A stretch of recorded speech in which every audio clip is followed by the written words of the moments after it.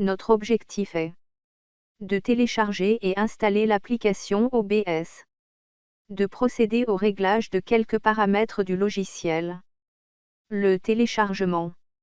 L'application OBS, qui veut dire logiciel de diffusion ouvert, est téléchargeable via son site officiel. Elle est multiplateforme, macOS, Windows et Linux. Télécharger la version adaptée au système d'exploitation de la machine utilisée. On clique pour télécharger la version pour Windows. Le téléchargement a commencé. Une fois terminé, double-clique sur le fichier pour commencer l'installation. Elle se fait de la même manière que n'importe quelle autre application. Après l'installation, on lance l'application. On nous propose un assistant de configuration automatique.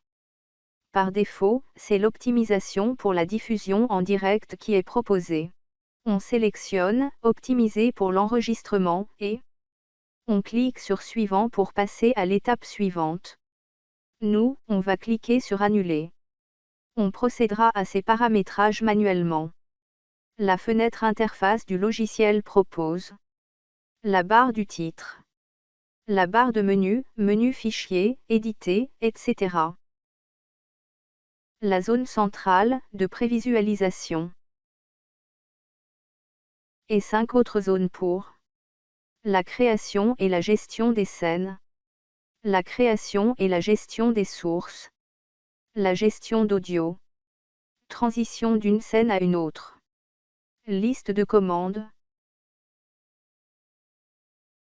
Il est possible d'utiliser l'application en mode studio, c'est-à-dire avec une fenêtre aperçue et une autre pour l'affichage. Le passage d'un mode à un autre se fait par le bouton « Mode studio ».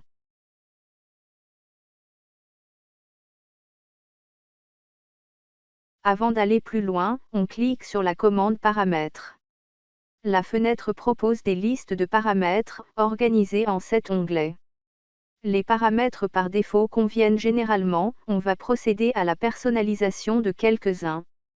Dans l'onglet « Général », on vérifie la langue et le thème, c'est-à-dire affichage de l'application. Dans l'onglet Sortie, on s'intéresse uniquement à la zone d'enregistrement. On précise l'emplacement de la vidéo éditée.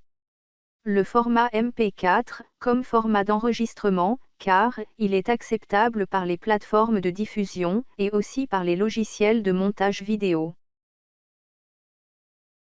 Dans l'onglet « Vidéo », pour la résolution de base, on choisit la résolution de l'écran de l'ordinateur. Dans la résolution de sortie, on conserve généralement la même résolution de base, sauf si on nous impose une autre. Pour avoir une vidéo fluide, on choisit au minimum 25 images par seconde. On peut aller jusqu'à 60 images par seconde, mais la taille de la vidéo devient très importante. On choisit donc 30. Dans l'onglet « Raccourcis clavier », on indique pour l'instant les raccourcis pour lancer ou arrêter l'enregistrement.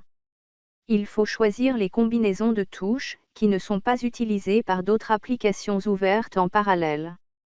On valide pour enregistrer les modifications des paramètres. Dans la deuxième vidéo, on va voir comment enregistrer une première vidéo en se basant sur la caméra uniquement.